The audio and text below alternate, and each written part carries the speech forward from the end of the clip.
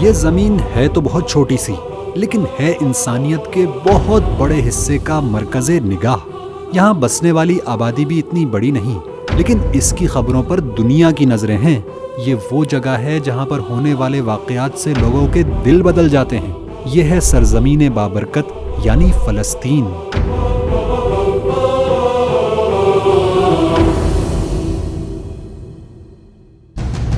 یہ کہانی اس زمانے کی ہے جب فلسطین پر برطانیہ قابض ہو چکا تھا۔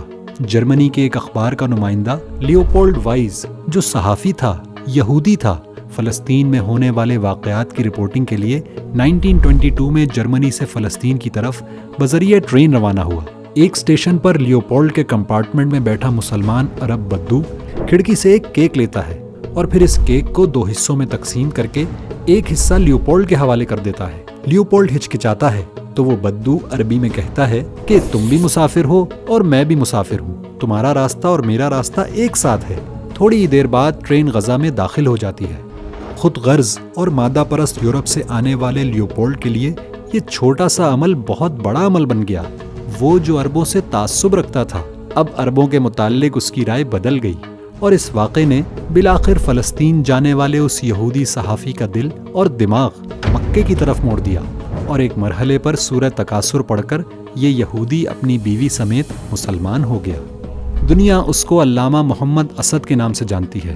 علامہ محمد اسد نے اپنی زندگی کی داستان کو جس خود نوشت میں محفوظ کیا ہے، اس کا نام انہوں نے روڈ ٹو مکہ رکھا ہے، یعنی فلسطین کا سفر اصلاً مکہ یعنی اسلام کی طرف سفر بن گیا۔ اس واقعے کو 1 صدی گزر گئی، دنیا بہت ترقی کر گئی، اور پھر 2023 میں ایک مزاحمت کا آغاز ہوا۔ شروع میں تو میڈیا نے اس مزاحمت پر دہشت گردی کا لیبل لگانے کی خوب کوشش کی، لیکن اس بابرکت سرزمین سے آنے والی مظلوموں کی تصویروں نے لوگوں کی رائے کو بدلنا شروع کر دیا۔ لوگوں کو اندازہ ہونا شروع ہوا کہ اصل میں دہشت گرد ہے کون۔ امریکہ میں طلبہ و طالبات مظلوم فلسطینیوں کے حق میں ٹینٹ لگا کر بیٹھ گئے۔ عالمی فورمز پر جینوسائیڈ کی صدائیں بلند ہونے لگیں۔ ماضی کے برعکس اس مرتبہ ہر وہ شخص رپورٹر بن گیا جس کے پاس فون تھا، اور پوری دنیا میں پھیلے سوشل میڈیا یوزرز نے کنونشنل میڈیا کی جگہ لے لی۔ اس طرح پوری دنیا کے لوگوں کی نظریں فلسطینی مظلوموں کے ایک ایک عمل پر تھیں۔ بارش کے برستے پانی پر پانی سے محروم بچوں کے شکرانے نے لوگوں کے چہروں پر آنسو برسا دیے۔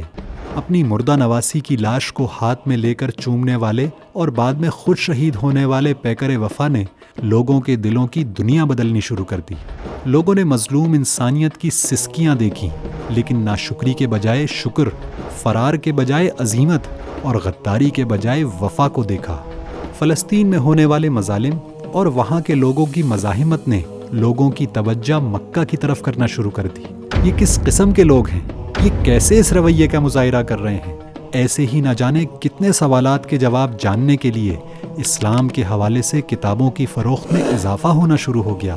اگر آدھے کیک کے تحفے نے ایک شخص کو مکہ کی طرف عازم سفر کیا تھا، تو فلسطین میں بہنے والے خون کی ندیوں نے نہ جانے کتنے لوگوں کو مکہ کی طرف بہانا شروع کر دیا، اور یوں دل دل سے روڈ ٹو مکہ برآمد ہونا شروع ہوئے۔ ہر قسم کی عسکری قوت اور پروپیگنڈے کی طاقت اس جذبہ ایمانی سے شکست کھا گئی، اور یوں باطل کو اپنے فائر کو نہ چاہتے ہوئے بھی سیز کرنا پڑا۔ وہ سیز فائر جس کو دنیا دور جدید کے فرعونوں کی شکست تسلیم کر رہی ہے۔ لیکن یہ صرف عسکری فتح کا معاملہ نہیں ہے۔ اس مزاحمت نے تو ایک اور چیز کو واضح طور پر بیان کر دیا، اور وہ یہ کہ بیت المقدس اور خانہ کعبہ ایک مسجد کی جانب دوسری مسجد کی طرف سے سفر ہے۔ سفر معراج ان دونوں مسجدوں کے درمیان تعلق ظاہر کرنے والا واقعہ ہے۔ کوئی ہے جو اس حقیقت کو سمجھے؟